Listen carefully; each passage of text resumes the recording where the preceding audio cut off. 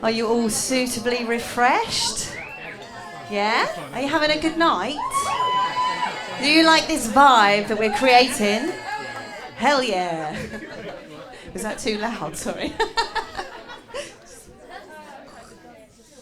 Okay. It gives me great pleasure to welcome this next guest who has brought her fan club. She is an experimental singer-songwriter. She performed at one of my events a few years back, and I was blown away by her confidence, her vulnerability, her genuineness, and her skills. Baby got skills, I'm telling you. And then on Facebook, there she is shivering because she's just been in the sea at 6 a.m. in December. Yes, cold water therapy. And I'm like, she knows. She is into this stuff. Life without limits. Please welcome Lou Ami.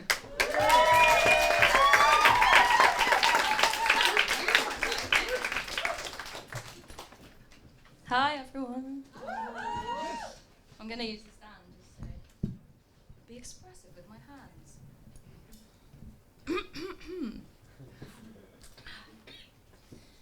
So I'm at this party. Oh, this is not working, is it?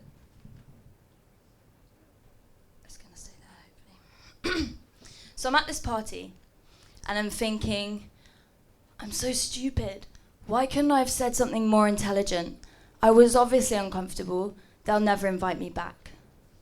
Meanwhile, I'm shrinking, feeling less and less confident. Is everyone looking at me? I just want to go home and hide under my duvet. But this judgmental voice is something we can't so easily hide from. Put up your hand if you have ever spoken to yourself or even thought about yourself in a negative way. That's basically everyone. It's totally normal. According to some research, 80% of our thoughts are negative. This is not good for our mental health. I am going to take you through what I believe are our only 2 limitations. Then I will explain how to rid yourself of these limitations in order to live a freer and more limitless life. Number 1, self-talk. Self-talk or private speech happens to all of us. Whether we talk, whisper, shout, swear, say little comments, or have a lengthy sit-down roast dinner with ourselves. We all talk to ourselves.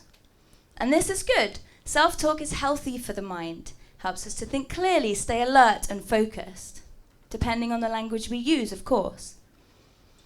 Marissa Peer is a behavioral expert and therapist. She states that the major cause of depression is harsh, hurtful, and critical words that we say to ourselves. She tells a story of when she was flying off to America, and there was this woman who wouldn't get on the plane. She was shaking and crying. Her boyfriend was begging her to board. They were ready to leave 3 hours later than the departure time because of this woman, so Marissa went to help. She asked the woman what was wrong. The woman pointed to the plane and said, "I'm not getting on that thing, it's a flying coffin." Which, of course, is going to make anyone scared of flying. So Marissa asked her what she did last night, and the woman replied that she had done her laundry. When Marissa asked her why, she said, "If I die, I don't want anyone going through my dirty laundry." So Marissa asked her if this was a regular occurrence, if she did her laundry before going to the store. And of course it wasn't. So she concluded that it wasn't in fact a fear of flying that she had, but a fear of not being in control. All she needed to do was change the pictures in her mind by the words that she says to her brain. So they sat together for the whole flight and expressed how much they loved the flight, how much fun they were having. Saying these words out loud tricked her brain into thinking she was having a good time.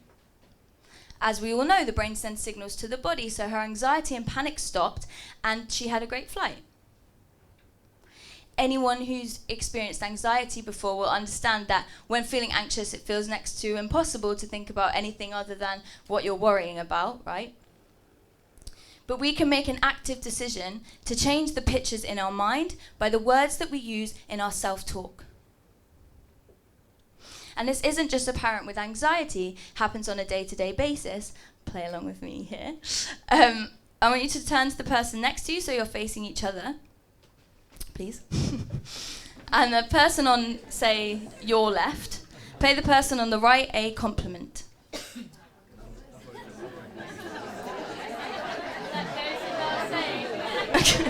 Lots of compliments.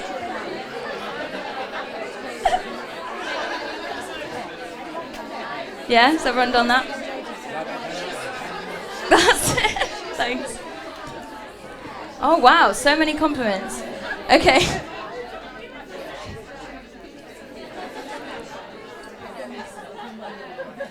So yeah, you're all done. So many compliments. Okay. So how did that feel? Some of you may have found it difficult to accept the compliment, coming up with an excuse or some information instead of just a simple thank you. Excuses and information fill the awkwardness that we feel when accepting a compliment. One of the reasons we might feel awkward is because praise is unfamiliar to us. If we're not used to praising ourselves, then when we hear it from an outsider, it's difficult for us to accept. If you praise yourself, then that's great, this isn't for you, but it's all about making the unfamiliar familiar. Philosopher Ludwig Wittgenstein says, "The limits of my language means the limits of my mind." Becoming aware of negative self-talk is easy. We just have to listen. A lot of the times we find ourselves on autopilot, cussing ourselves for a task gone wrong. But someone once said to me, if you wouldn't say it to your friend, don't say it to yourself. Because it has the same effect on us, right? If your friend was to say, hey, you look really effing ugly in that hat. We might start to notice the language we're using towards ourselves, and if it's harsh or mean, change it, because we deserve better. Limitation number 2 is called a self-limiting belief. Our brains are amazing. The world outside us is in 3D. Our retinas can only take in 2D. So how can we live in this world and understand what's going on around us? Our brains fill in the gaps. Our brains give us meaning to events determined by our physical brain function, memories, beliefs, and attitudes towards ourselves and others.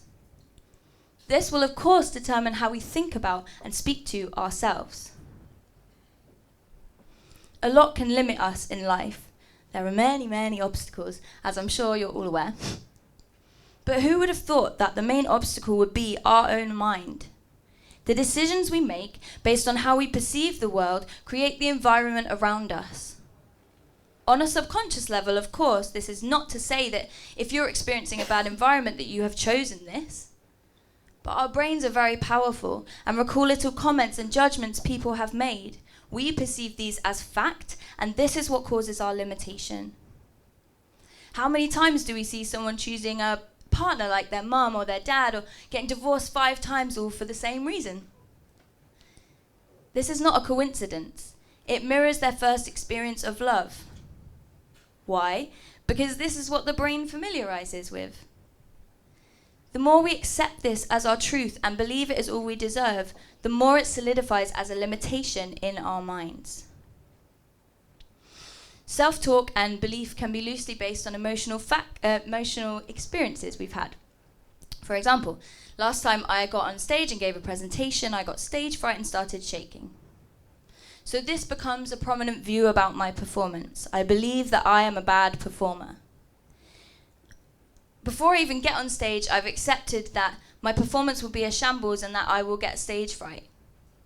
Essentially, I've given up before I've even started and given myself no chance of giving a good performance. Subconsciously, this will limit me from ever making efforts to become a great performer because I've accepted this low view of myself as fact. Self-limiting beliefs act as barriers that prevent us from acting in a way that is true to ourselves and going after what we really want. Unless we break down these barriers, we will never live up to anything other than this limited version of ourselves. So let's break down the barriers. Challenge number 1 is to become aware, which may sound simple, but let's think about the average day. Wherever you go, whatever you do, the world is full of distractions. You go to work, sit in a coffee shop, go to a bar. Even at home, it seems next to impossible to spend a day, sometimes even a minute, without iPhone, iPad, TV, Netflix. Ironically, most of the time we are connecting with the world, but ignoring the present moment. And this not only makes it difficult for us to connect with each other, but distracts us from connecting to ourselves. And how do we expect to unearth our subconscious if we're not spending any time alone with ourselves? We can't. And there is no app, no program that will magically rid you of your limitations. It's all down to you. All you need is a pen and some paper to write down your limitations. There is an exercise that's on your table, so you don't have to get out your notepads now. You can start by journaling to get the ball rolling, or simply start with, I am afraid that... ... I am not enough, for example, a classic. Now ask yourself where this has come from. Who said what to you or acted a certain way around you, and when? You weren't born with this view of yourself, so you must have formed it somewhere. Maybe an ex-lover said you weren't enough, or a parent ignored you when you tried to show them a picture you did at school. Remember, up until we're 6 years old, we soak in everything as fact.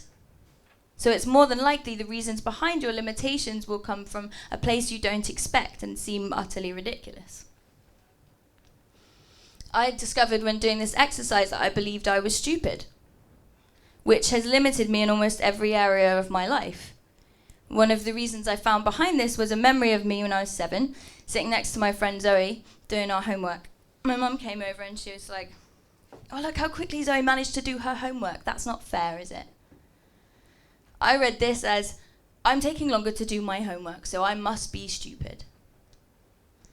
This isn't my mum's fault, she was just being supportive, but this shows you how perceptive our subconscious is and how our beliefs can come from almost anywhere.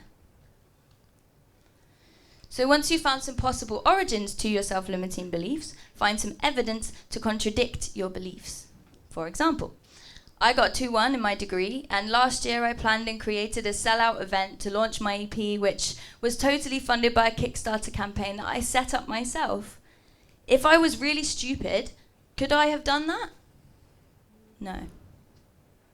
So it's all about proving to yourself on paper that your self-limiting beliefs are not true. And finally, writing new beliefs. For example, although sometimes I may feel stupid, I have proven to myself time and time again that I am clever in my chosen fields of work, and I love learning new things. To sum up, write down your self-limiting beliefs, find out why these exist, contradict your self-limiting beliefs, and write new limitless beliefs. And write these down, stick them on your wall, on your mirror, somewhere you can read them out to yourself every day for greater effect. And for improving self-talk, making the unfamiliar familiar by noticing how we speak to ourselves and treating ourselves with the kindness and respect that we would a friend. What we see as exterior limitations will no longer limit us once we free ourselves from our own. Becoming limitless is no biscuit. It takes a lot of inside work. But having a negative view of yourself is only detrimental to you. And everyone else is so caught up in their own limitations that they don't have time to care about yours. So if you don't care, no one will. But just think, if our brains are powerful enough to limit us in this way, then what can happen if we use them for good? So treat yourselves with kindness, respect, love, and understanding, and enjoy a life without limits. Thank you.